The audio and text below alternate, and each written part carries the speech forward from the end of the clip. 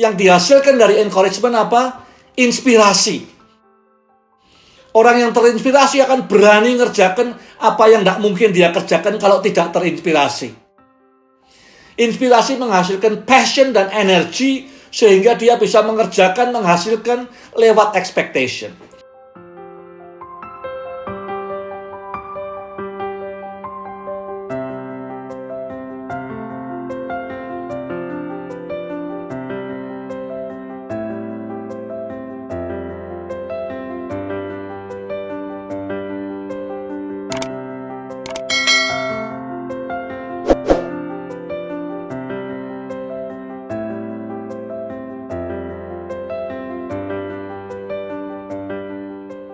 Saya beri topik Yosua 11, The Power of Encouragement, kekuatan daripada dorongan, encouragement. Ada beberapa hal yang saya pelajari dari Yosua pasal 11 berkaitan dengan leadership atau kepemimpinan. Nah, saya mau ambil dari ayat yang ke-7. Ceritanya bangsa-bangsa di Kanaan berkumpul untuk melawan Yosua. Kemudian Yosua berangkat dari Gilgal dengan seluruh tentaranya mendatangi mereka. Nah, dia bisa membawa tentara yang ratusan ribu bersama dia itu, that takes a leadership. Ya, dia mimpin untuk kemudian bisa menghancurkan orang-orang jahat, penduduk yang menghujat Tuhan di bagian utara, ya, di dekat Hasor. Buat saya itu adalah membutuhkan good and godly leaders. Jadi saya ambil ayat yang ke-7, kepemimpinannya Yosua itu membebaskan kebaikan daripada banyak orang, ratusan orang yang mestinya kalau tidak ada pemimpin yang baik bisa mendatangkan malapetaka, kebencian, pertengkaran, konflik. Tapi karena ada pemimpin yang baik, bisa menghasilkan sesuatu yang baik. Pergumulan saya beberapa minggu terakhir adalah begitu banyak hal yang ganggu pikiran saya, ya, konflik, kehancuran moral, kebencian, penderitaan. Kadang-kadang mikir lihat berita jadi stres semua. Cuman Tuhan kemudian berbicara, there's still a lot of goodness around. Masih banyak hal-hal bagus di sekitar kita, di dalam hidup orang. Yang diperlukan adalah rilis kebaikan itu supaya bisa merubah suasana jadi penuh pengharapan. Untuk merubah itu dibutuhkan pemimpin seperti Yosua. Yosua bisa mempengaruhi 500-600 ribu orang untuk menggenapkan rencana Allah. Dari Gilgal sampai di tempatnya Hasor itu jauh sekali. Tapi dia bisa memotivasi mereka to do something good. Release the goodness. Di sekitar kita, ya, kalau tidak ada pemimpin yang baik, goodness-nya orang-orang tetap tinggal dalam mereka sendiri. Tidak keluar. Tidak ada dampaknya buat masyarakat, buat gereja, buat bangsa. Kalau ada pemimpin yang bagus seperti Yosua, good and godly leaders, dia bisa membebaskan the goodness in people. Hal-hal baik dari orang, supaya keluar dari hidupnya dan memberkati orang-orang lain. Hal kedua, yang saya belajar dari Yosua 11, adalah saya melihat accomplishment-nya. Apa yang dicapai oleh Yosua, dan saya beri judul All Mine to Give. Semua yang ada padaku aku persembahkan. Ayat 23 dikatakan, ayat 23 itu ringkasannya semua dari pencapaiannya Yosua di pasal 11. Yang pertama yang dicapai Yosua apa? Dia menggenapkan janji Tuhan. Deliver God promise, sehingga Tuhan dimuliakan. Tuhan berjanji pada Abraham, seluruh tanah ini akan jadi milik Abraham dan keturunannya. Ya. Dia janji yang sama kepada Ishak, kepada Yakub, kamu akan kembali ke sini, ini adalah milik pusaka. Tapi yang menggenapkannya, ya, yang menggenapkan janji Tuhan itu adalah Yosua. Kalau kita lihat ceritanya di Yosua, bahkan di Ulangan dan kitab sebelumnya, semestinya rencana awal yang harusnya menggenapkan janji Tuhan itu adalah Musa. Dia yang harus membawa orang Israel untuk menggenapkan janji Tuhan pada Abraham. Tapi kejadian di bilangan 13, bilangan 14, bilangan 20, kemudian membuat Musa tidak bisa menyelesaikan tugas, tiba-tiba Yosua yang ditunjuk oleh Tuhan. Jadi Yosua bukan pilihan Tuhan yang pertama kali. Saya juga seringkali merasa, dan banyak orang merasa, mungkin bukan pilihan Tuhan yang pertama kali. Dulu ada hamba Tuhan terkenal namanya Kathryn Kuhlman. Dipakai Tuhan luar biasa. Kalau dia ibadah, orang ngantri 6 jam sebelum pintunya dibuka. Ya. Luar biasa urapannya. Dipakai Tuhan menyembuhkan ribuan orang. Walaupun dia tidak pernah sekalipun berdoa untuk kesembuhan. Dan dia mati juga karena penyakit. Tapi kemuliaan Tuhan dinyatakan. Pada menjelang akhir hidupnya, dia diinterview, dia bilang, saya tahu saya bukan pilihan Tuhan yang pertama. Tuhan milih orang lain yang lebih capable, yang lebih pantas, tapi orang itu tidak mau. Terus dia pindah ke orang kedua, pindah ke orang ketiga, pindah ke orang keempat. Mungkin saya pilihan nomor 5 atau nomor 6, saya tidak tahu. Tapi saya mau apapun yang Tuhan percayakan kepada saya. Yosua bukan pilihan Tuhan pertama. Pilihan Tuhan pertama adalah Musa untuk menggenapkan janjinya. Tapi Yosua yang kemudian dipakai Tuhan untuk membawa kemuliaan Tuhan dengan menggenapkan janjinya. Nomor 2, apa yang dicapai Yosua, dia menyelesaikan apa tugas-tugas yang diberikan Tuhan kepada Musa. Dengan demikian, dia membawa honor, membawa kehormatan kepada Musa. Tugas yang Tuhan berikan kepada Musa diselesaikan oleh Yosua atas namanya Musa. Jadi banyak orang pemimpin khususnya ya ingin membangun namanya sendiri, branding namanya sendiri. Kejadian 11 waktu bahasa dipecah-pecah juga karena manusia ingin bangun namanya sendiri. Ini problem pemimpin di mana-mana, ingin bangun namanya sendiri. Yosua tidak pernah bangun namanya sendiri. Yang dia bangun selalu adalah namanya Musa. Dikatakan berkali, ada 4 kali di Yosua pasal 11, seperti yang Tuhan perintahkan kepada Musa, seperti yang Tuhan perintahkan kepada Musa, seperti yang Tuhan perintahkan kepada Musa. Dia mengerjakan apa yang Musa belum selesaikan. Yang ketiga, accomplishment-nya apa? Dia distribute promised land kepada orang Israel, memberikan home kepada umat pilihan Tuhan. Sebelum itu mereka adalah musafir, diberi home. Ya, kayak family, ada home-nya. Bangsa mana di dunia ini yang sudah tercerai berai 2000 tahun bisa kembali lagi ke home-nya lagi, ke tanah perjanjian kalau tidak bangsa Israel? Tidak ada bangsa Israel yang sekarang diproklamirkan tahun 48 kalau Yosua tidak membagi-bagikan tanah kepada orang Israel sebagai home buat mereka. Sehingga tercerai berai kemanapun, kembali ke home itu lagi. Dia berikan home kepada umat pilihan Tuhan. Yang keempat, dia berikan itu sebagai inheritance, warisan. Tujuannya apa? Supaya memberi generasi berikutnya pengharapan.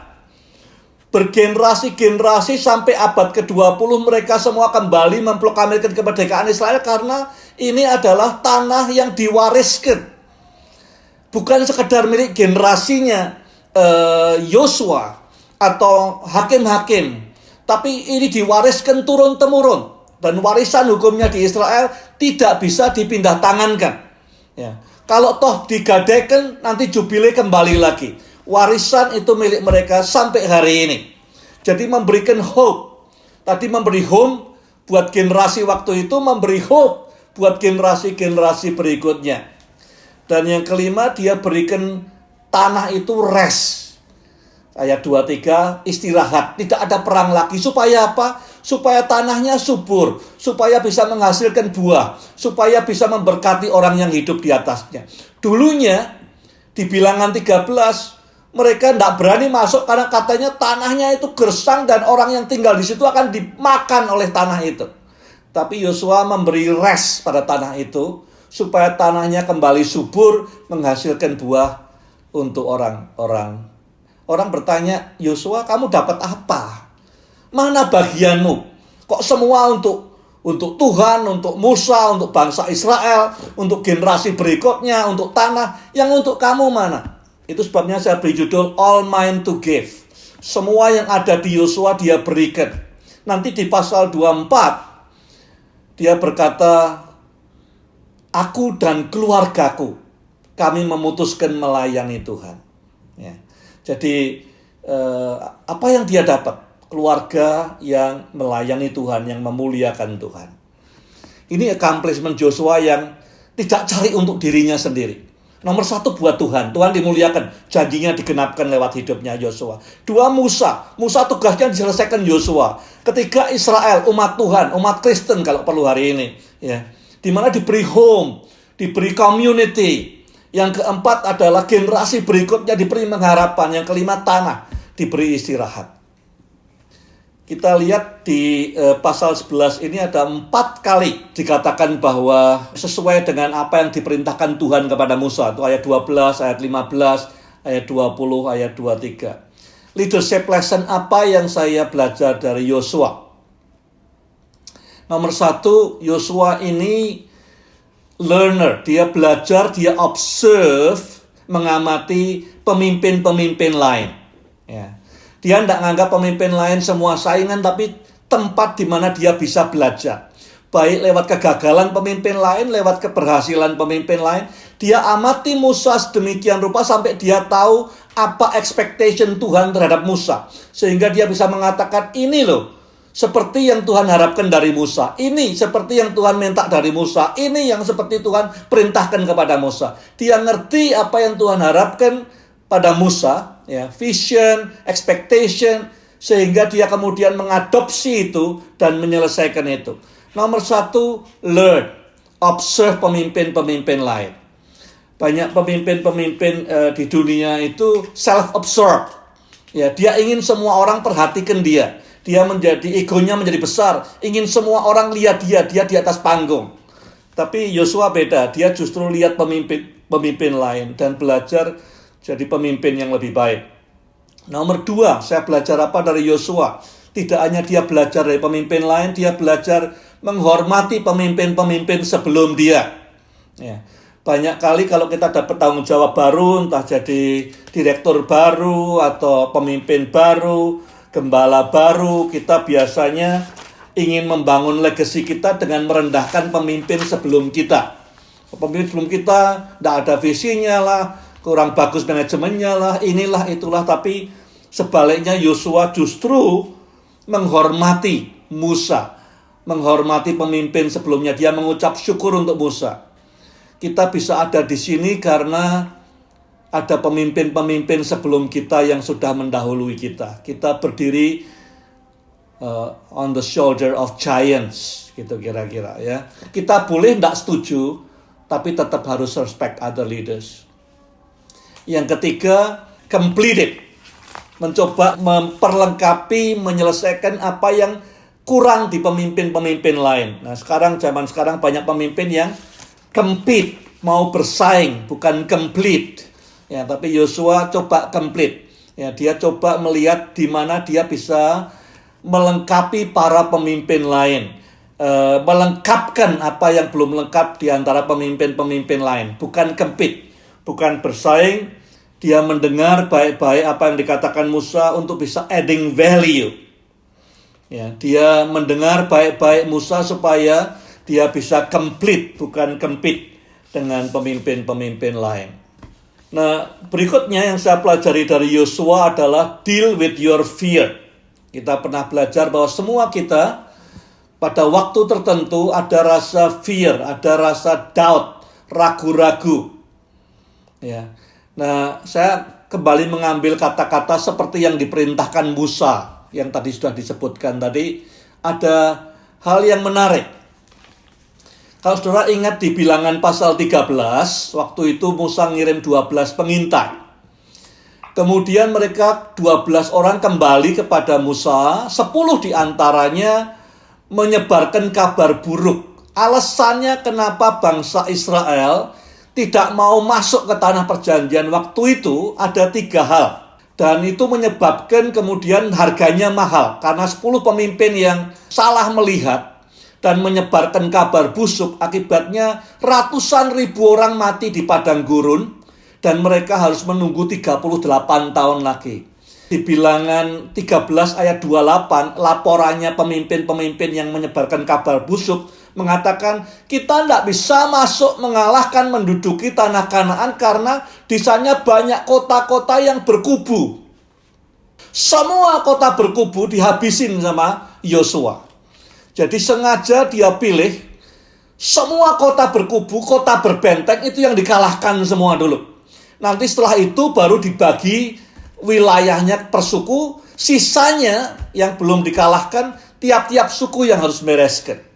Tapi Yosua punya strategi. Ini dulu yang menyebabkan kalian, nenek moyang, bapak kalian, kakek kalian tidak mau nyerang 38 tahun yang lalu adalah karena kota-kota yang berkubu ini. Kita habisin semua.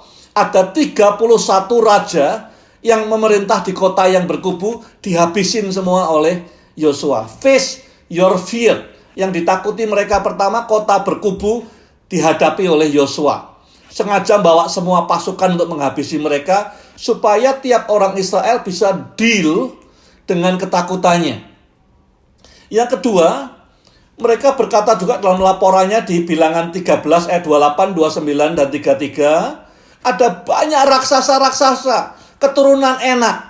Kalau sudah perhatikan di pasal 11 ayat 20 dan 22, orang-orang Enak raksasa dihabisin, kecuali tinggal di beberapa kota, di Gad, di Gaza, dan di Asdod, yang kemudian nanti nurunkan Goliat yang dihabisi oleh Daud dan segala macam.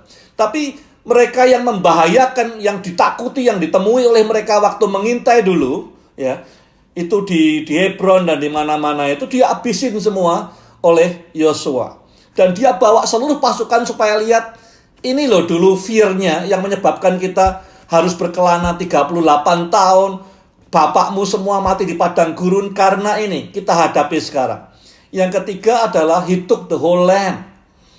Yang ditakutkan mereka di pasal 13 Bilangan 32 adalah tanah ini akan makan kita. Tanah ini akan memakan penduduknya. Yosua mengatakan tidak. Kita beri istirahat tanah ini akan menghidupi kita, bukan makan kita. Jadi semua kita sebagai pemimpin ada satu hal atau dua yang kita takutkan. Bukan takut tidak bisa makan, bukan takut kalah, bukan takut apa. Tapi takut kalau Tuhan tidak ada dalam hidup kita. Takut kalau kita keluar dari rencana Tuhan. Takut apa? Kita face the fear. Apapun ketakutan dan kebimbangan saudara, Yosua ngajari face your fear. Ya, deal with your fear. Yang berikutnya saya belajar di ayat 15. Dikatakan oleh Yosua, apapun semua yang diperintahkan Tuhan lewat Musa dikerjakannya. He left nothing undone. Jadi tidak ada sesuatu pun yang tidak tuntas. Jadi Yosua bukan seorang quitter, ya, pemimpin yang berhenti tengah jalan, atau pemimpin yang almost berhasil, almost sukses, almost tuntas, almost tidak ada gunanya. Atau pemimpin yang incomplete, ya, pemimpin yang semangat cuma di awalnya tapi tidak pernah menyelesaikan tugasnya. Yosua bukan seperti itu. Yosua pemimpin yang menuntaskan apa yang dia mulai, dia selesaikan. Bahkan yang dimulai Musa pun dia selesaikan. Nah, tidak hanya dia selesaikan saja, tapi dia make sure bahwa tugas yang dia selesaikan itu stand for a long time. Bisa bertahan bergenerasi-generasi kemudian. Bagaimana caranya? Jadi dia bukan perang sekedar, ya diperintahkan perang, menang, sudah selesai. Bukan. Tapi dia betul-betul make sure bahwa kemenangannya itu akan last for a long time. Bisa bertahan lama. Yang pertama, apa yang dikerjakan pada Hasor. Hasor ini kerajaan, ya, yang berhasil mengumpulkan semua raja di utara untuk melawan Israel. Makanya Hasor dibakar, dihancurkan. Supaya semua orang tahu tidak ada kesempatan, tidak ada lagi yang bisa mengumpulkan banyak orang untuk mengancam Israel di kemudian hari. Hasor harus dibakar. Yang kedua, remove future threats. Ya. Jadi 31 kota berkubu dikalahkan semua, temboknya dihancurkan, tidak dibakar, temboknya dihancurkan semua. Sehingga tidak ada lagi ancaman buat umat Tuhan ke depan. Ya, semua tembok berkubu, 31 kota kerajaan dihabisin oleh Yosua.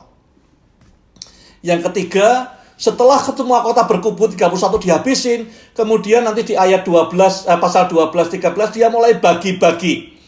Belum tuntas semua, belum selesai semua. Tapi dia bagi supaya menghabisi yang belum ditaklukkan di masing-masing wilayah, itu diserahkan pada masing-masing suku supaya mereka punya ownership. Ownership dibangun di antara tiap suku bahwa mereka yang melengkapkan, menyelesaikan tugasnya Yosua. Sehingga seluruh tanah itu bisa dikuasai pas zamannya Daud. Ada 4 pilar strategi yang diberikan Tuhan kepada Yosua. Dan itu penting buat kita. 1, kalau sudah baca baik-baik di ayat 7, Yosua berjalan dari Gilgal menuju ke utara, kemudian menyerang pasukan yang banyaknya seperti pasir di laut itu dengan tiba-tiba. Pasukannya tidak siap, musuhnya tidak siap. Tidak ready, tidak prepared, tidak alert. Ya, diserang tiba-tiba. Akibatnya itu pintu kekalahan yang pertama. Mereka pontang-panting lari semua. Ya. Yang kedua, perintah Tuhan adalah kuda-kudanya dilumpuhkan. Jadi pertama itu state of mind, preparedness. Ya. Di dalam perjanjian baru, Tuhan sering bilang jangan tidur. Bisa tidak kamu berjaga-jaga? Kita harus selalu siap sedia. Kita tidak tahu Tuhan kapan datangnya. Ya, kita harus menyiapkan mental kita seakan-akan ini hari terakhir buat saya. Be prepared, be always ready. Tanda-tandanya kalau kita tidak prepared itu apa? Tanda-tandanya kalau kita tidak prepare, hidup kita tidak ready itu adalah yang pertama, kita terkungkung dalam rutinitas. Kalau hidup kita rutin ke gereja, ngerjain apa rutin, itu artinya kita unprepared. Rutinitas itu menghanyutkan, membuat kita tidak ready. Yang kedua, complacent, nyaman, menikmati hidup, menikmati kemenangan. Itu artinya kita tidak ready. Banyak di dalam sejarah, kerajaan-kerajaan kalah pas mereka menikmati kemenangan. Ya, kita lihat di Yosua pasal 7 misalnya. Kekalahan Ai juga muncul pas habis kemenangan besar di pasal 6. Yang ketiga, kalau statis, tidak bergerak, tidak bertumbuh, sedang parkir, ya, pikirnya ini COVID, masa COVID, tidak bertumbuh, tidak belajar, tidak bergerak, ya, itu artinya kita tidak prepared, tidak ready. Dan yang keempat, di perjanjian baru, kalau kita berjaga-jaga itu artinya kita berdoa, kalau kita tidak berdoa itu artinya kita sedang tidur seperti Petrus, Yohanes, dan Yakobus. Yang strategi nomor 2 adalah kuda-kudanya dilumpuhkan. Kuda itu adalah alat mobilitas. Begitu kudanya semua dilumpuhkan, musuhnya tidak bisa connect satu dengan yang lain. Tidak ada komunitas, tidak ada kesatuan. Ya, banyak sekali iblis tahu strategi ini. Jadi dia pakai untuk gereja. Gereja yang tidak siap, pelayanan tidak siap, keluarga yang tidak siap, habis. Ya, yang tidak ada connectedness, tidak ada unity, tidak ada komunitas, habis. Yang ketiga, kereta-keretanya dibakar. Kereta itu apa? Kereta ini bukan kereta pesiar, kereta perang. Ya. Weapons, competency, capability, capacity dibakar. Ya, jadi kekuatan yang kita punya, kalau kita tidak lagi bertumbuh hidup kita, kompetensi, kapabilitas kita tidak bertumbuh, itu artinya kereta-kereta kita sudah dibakar habis. Ya, kita pelan-pelan menuju ke decline. Yang keempat, hancurkan Hasor. Hasor itu kepalanya yang memberi visi, yang memberi motivasi, yang beri arahan kita kumpul di mana, dihancurkan oleh Yosua. Jadi 4 strategi ini sering dipakai oleh iblis. Saya sudah lihat banyak kali pelayanan gereja juga hancur karena unprepared, seperti orang-orang Kanaan. Kuda-kudanya di-strangled, dilumpuhkan, tidak ada connectedness, tidak ada komunikasi, tidak ada community, masing-masing terserai-berai, hanya datang minggu sekali, pulang lagi, tidak kenal siapa-siapa. Keretanya dibakar, kapasitasnya tidak bertumbuh, kompetensinya tidak bertumbuh, tidak punya senjata untuk berperang dengan lebih baik. Dan yang terakhir, tidak ada kepemimpinan yang baik, tidak ada direction, tidak ada visi, tidak ada goal. Kalau gereja, pelayanan, perusahaan, keluarga, tidak ada 4 hal ini, ya kondisinya akan sangat parah dan rawan. Saya ingin saudara lihat 4 hal ini sebagai untuk cek pulsa saudara. Saudara ada di mana? Saudara sekarang di posisinya bangsa Kanaan atau posisinya Israel? dengan memakai 4 pilar strategi. Iblis juga pakai ini, Tuhan juga pakai ini, ya. Yang pertama, state of mind saudara. Saudara tinggal cek, sedang siap marching untuk mengalahkan musuh atau sedang camping, sedang tidur, tidak siap. Keadaanmu sekarang seperti apa? Kedua, apakah engkau sekarang sebagai pribadi terpencar, tidak ada connection dengan siapa-siapa atau connected? Saudara punya enggak yang namanya circle of trust? Orang-orang sekitar saudara dicari percayai, saudara berani ngomong apa saja dan tidak takut dihakimi, tidak takut disebar kemana-mana. Relationship is key. Banyak orang ikut pelayanan, ikut gereja, ikut di keluarga sekalipun. Rasanya kumpul terus karena COVID, work from home, tapi terpencar, tidak connected. Yang ketiga, apa yang Anda andalkan selama ini, ya kereta-kereta kuda musnah sehingga semangatnya menurun, ya. Andalan saudara mungkin selama ini koneksi, uang, sekarang semua musnah karena COVID. Semangatnya turun seperti Kanaan, atau di dalam keadaan COVID saudara terus ingin bertumbuh, grow your capacity. Ya, tidak berhenti bertumbuh, bangun terus persenjataan saudara. Dan yang keempat, tidak ada visi, tidak ada purpose karena Hazor dibakar. Habis. Itu kondisinya Kanaan, atau saudara punya purpose yang jelas.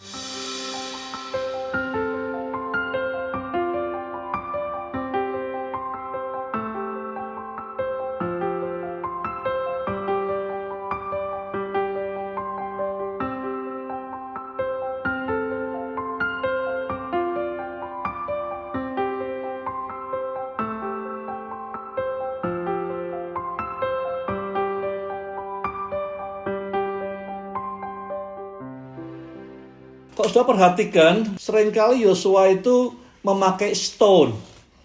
The stone of Joshua. Dia melewati sungai Yordan, tiap kapak suku suruh ngambil batu. Kemudian di tempat di mana kakinya imam berdiri, dipasang tumpuan batu untuk remembrance. Kemudian sampai Gilgal, bangun batu lagi, tugu. Lembah Akor, ya, tumpukan batu lagi waktu Akan dihukum mati. Waktu Ai dikalahkan di gerbangnya, tumpukan batu lagi. Terus jadi dia cara bangun cerita hidupnya lewat batu. Nah, saudara mungkin tidak usah lewat batu, bisa aja lewat jurnal, bisa aja lewat video, lewat YouTube. Tapi YouTube bisa diubah jadi batu untuk Yosua, ya, atau buku, atau jurnal, atau kelompok kecil, atau Bible study yang sudah bangun sendiri. Bisa jadi batu-batu buat saudara, seperti Yosua pakai batu. Ada 5 hal bagaimana Yosua pakai batu. Yang pertama, kalau sudah lihat di 4 ayat 6, waktu dia bangun batu-batu di Gilgal, ya, dia berkata, supaya apa dia bangun tugu di Gilgal? Supaya nanti generasi kemudian, anak-anakmu, kalau lihat batu ini akan bertanya, kenapa kok ada batu ini? Jadi tujuannya batu itu, yang di Gilgal itu, 4 ayat 6, supaya generasi kemudian, supaya dalam keluarga itu ada pemuritan, family discipleship, discipling the next generation dimulai dalam keluarga, anak mulai bertanya. Ya. Jadi yang batu pertama, cerita hidup Yosua adalah pentingnya discipleship dalam keluarga, pentingnya next generation. Itu batu pertama yang dibangun di Gilgal. Yang bisa membuat kita gagal membangun batu di Gilgal apa? Yaitu orang-orang yang egois tentang generasinya. Aku ingin generasiku yang jaya. Aku ingin Tuhan datang di generasiku. Aku ingin gereja menyelesaikan tugas di generasiku. Tidak mikir generasi berikutnya. Ini generation selfishness. Ya. Kita harus selalu mikir generasi-generasi setelah kita. Kita memang rindu Tuhan datang segera. Tapi kita juga harus nyiapkan kalau dia datang segera, generasi berikutnya siap. Family discipleship itu adalah cerita pertama dari batu-batunya Yosua. Yang kedua, batu-batu yang didirikan oleh Yosua di sungai, tujuannya apa? So that the world may know, supaya dunia bisa tahu bahwa Tuhan mengeringkan sungai Yordan, membuat orang Israel bisa lewat, supaya dunia tahu Banyak orang Kristen tidak mikir dunia, kenal Tuhan. Ya, yang dipikir cuma gerejanya sendiri, bangsanya sendiri, umatnya sendiri, timnya sendiri, organisasinya sendiri, bangun nama buat dirinya sendiri. Tapi Yosua membangun cerita dari tugu yang kedua adalah supaya dunia tahu. Semua orang Kristen punya kapasitas, punya kesempatan untuk mempengaruhi dunia. Mungkin mulai dengan dunia di sekitarnya, tapi harus punya visi, dunia bisa dirubah. Ya, satu orang bersama Tuhan, Tuhan bisa mengerjakan apa saja. Jadi cerita yang kedua soal batu Yosua adalah supaya dunia tahu. Yang pertama, supaya generasi-generasi berikutnya dimuridkan. Ada family discipleship. Yang ketiga adalah batu-batu yang bertumpuk-tumpuk di lembah Akor. Di bab 7. Waktu Achan serakah mencuri apa yang dikhususkan bagi Tuhan. Jadi lewat batu-batu itu kemudian amarah Tuhan dihilangkan. Hati Tuhan dilunakkan. Yang ketiga, Yosua ngerti perannya. Pada saat itu Tuhan marah pada bangsa Israel sehingga mereka dipukul kalah oleh orang Ai. Tugas pemimpin, tugasnya Yosua, cerita yang ketika dia merasa dia perlu bisa melunakkan hatinya Tuhan. Kata doa aslinya dalam bahasa Ibrani itu pene hala Yahweh. Artinya mengusap wajahnya Tuhan. Ya, jadi tugas pemimpin adalah bagaimana bisa melunakkan hatinya Tuhan supaya amarahnya pada Israel tidak ada lagi. Yang menyebabkan Tuhan marah pada Israel sehingga Israel kalah adalah keserakahan. Ya, musuhnya daripada batu yang ketiga dari Yosua adalah keserakahan. Itu yang harus dibinasakan, harus dibuang. Batu yang keempat itu di pintu gerbangnya Ai. Waktu Israel mengalahkan Ai, rajanya kemudian digantung, dibuang di pintu gerbang, ditumpuin batu. Supaya orang Israel ingat, kamu pernah kalah. Kamu bukan kemenangan yang kamu dapat semua itu pemberian Tuhan. Ya. You were defeated once. Perlu tahu bahwa you are not invincible. Banyak pemimpin Kristen merasa dirinya tidak mungkin bisa jatuh, tidak bisa kalah. Nah, batu yang keempat ini dari Yosua mengingatkan kembali kita pernah dikalahkan kota bangsa kecil seperti bangsa Ai. Ai itu kota kecil, bisa satu-satunya kota yang mengalahkan Israel. Supaya ingat terus ya bahwa kita pernah dikalahkan. Yang membuat kita kalah apa? Kita meremehkan musuh, menganggap kecil orang lain, merendahkan kesombongan. Dan batu yang kelima adalah batu-batu yang di Gua Makeda di pasal 10. Yaitu pada hari yang luar biasa. Pada hari di mana kita bekerja sama dengan Tuhan. Pada saat kita bertempur hand in hand dengan Tuhan. Tuhan menjatuhkan hail, batu dari surga. Matahari berhenti. Jadi kerjasama yang luar biasa dengan Tuhan. Yang bisa membuat kita kehilangan atau perlu diingatkan dengan batu Yosua di pasal 10 adalah kita sering lupa pekerjaan Tuhan. Sudah lihat mujizat besar, ngadepi perkara lagi, ragu-ragu lagi. Disbelief, tidak percaya. Maka perlu lihat batu di Gua Makeda. Masih ingat enggak? Tidak ada hari seperti hari itu. Pada saat kita bekerja sama dengan Roh Kudus. Kalau itu pernah terjadi, dia akan terjadi lagi dalam kehidupan kita. Rindukan hari seperti Yosua pasal 10. Itu batunya Yosua. Batu saudara apa? Cerita hidup saudara apa? Mau bangunnya di video, mau bangunnya di jurnal, mau bangunnya di buku. Tapi saudara perlu ada cerita yang akan ditinggalkan ke generasi mendatang. Buat Yosua nomor 1, family discipleship. Generasi mendatang. Hidupnya all out untuk itu. Batu yang kedua, supaya dunia tahu. Ya. Batu yang ketiga, jangan sampai pernah ada orang serakah lagi. Kalau serakah hilang, kita bisa nyenangkan hatinya Tuhan. Yang keempat, ya jangan lagi nganggap remeh orang, jangan tinggi hati, jangan pride.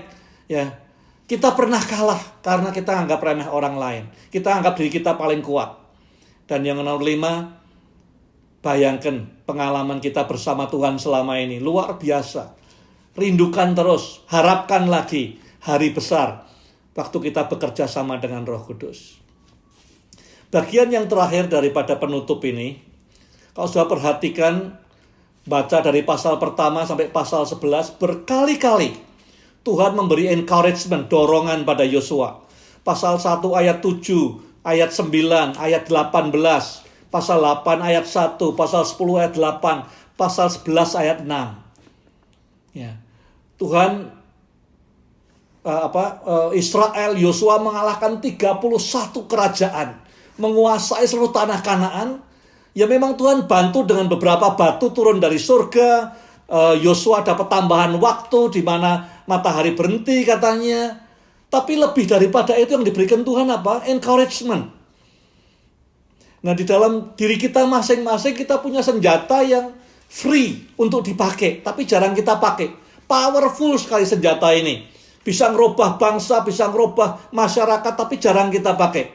Senjata yang pertama namanya afirmasi. Affirmation, artinya make firm. Build confidence. Nah, afirmasi itu memberi feedback. Misalnya orang berbuat sesuatu yang baik, kita kemudian puji. Afirmasi hasilnya apa? Membuat kita punya percaya diri dan mengulang hal yang baik. Kalau kita bicara dengan sopan pada orang, dipuji, maka kita akan berbicara sopan terus. Ya, perbuatan baik akan ditingkatkan dan diulang terus dengan afirmasi. Pertanyaannya, berapa sering dalam sehari kita beri afirmasi orang? Istri, suami, anak, pegawai, direktur, atasan, pemimpin, pendeta, pernah enggak kita beri afirmasi? Ini free. Tapi banyak orang dalam 24 jam enggak pakai sama sekali. Yang kita kerjakan kritik saja. Ya, pengamatan atau diam. Afirmasi ini kekuatannya powerful sekali. Tapi kita mengabaikan. Itu ada di tangan kita, senjata yang luar biasa sekali. Afirmasi bisa membuat orang improve performanya, bisa orang mengerjakan hal yang bagus terus berkali-kali. Senjata nomor 2, challenge. Ya, kita menolong orang dengan, kita bisa challenge orang. Kalau orang di-challenge oleh keadaan, oleh kesulitan, oleh malapetaka, dia bisa muncul aspirasi. Jadi lewat challenge orang bisa punya aspirasi. Goal, ya, plan, execution. Yang ketiga, jadi kita bisa challenge anak kita bisa challenge staff kita bisa challenge tim kita supaya muncul aspirasinya. Tapi aspirasi itu muncul dari dalam dia sendiri. Yang ketiga adalah encouragement. Ini yang kita bahas di Yosua. Yang Tuhan kerjakan tiap kali mereka mau maju perang adalah encouragement. Encouragement itu make courage. Membuat orang yang mendengar menjadi bold. Api diberikan oleh yang encourager supaya orang jadi bold, berani. Kalau orang sudah berani, apapun diterjang sama dia. Sehingga dia punya passion untuk exceed expectation. Mengatasi apa yang diharapkan. Yang dihasilkan dari encouragement apa? Inspirasi. Orang yang terinspirasi akan berani ngerjakan apa yang tidak mungkin dia kerjakan kalau tidak terinspirasi. Inspirasi menghasilkan passion dan energi sehingga dia bisa mengerjakan, menghasilkan lewat expectation. 3 hal yang Tuhan taruh di tangan kita sebagai pemimpin. Ini yang dia kerjakan, khususnya encouragement, Tuhan kerjakan untuk Yosua. Semua yang dia kerjakan dengan berhasil. Modalnya Tuhan apa? Encouragement. Jangan takut, aku menyertai. Jangan takut, aku sudah serahkan musuhmu. Walaupun Tuhan bilang sudah serahkan musuhmu, tapi Israel tetap perang. Yang buat mereka menang apa? Encouragement. Ada di tangan saudara. Ya, baik itu sudah bisa challenge orang, saudara bisa give good afirmasi, tapi yang terpenting encouragement. Nah, ini underutilized resources yang luar biasa tidak dipakai oleh para pemimpin dan umat Tuhan. Tugas kita setelah ini adalah use it maksimum, ya, cari orang untuk di-encourage. Kalau orang di-encourage jadi bold, kalau dia bold terinspirasi, he can do a lot of different things. Hal-hal yang mustahil bisa dia kerjakan.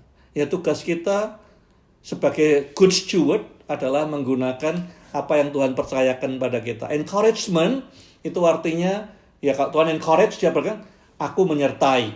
Encourage Yosua, aku sudah nyerahkan. So there's something, jangan dia bilang cuman, kamu pasti bisa, itu bukan encouragement. Kamu akan menang karena aku akan bersama dengan engkau. Karena Tuhan akan menyertai engkau. Itu encouragement. Selalu ada janjinya. Selalu ada bagian kitanya kalau kita encourage. Bukan cuman omongan di mulut. Ya. Tugas kita adalah memakai ini dengan baik untuk orang-orang di sekitar kita.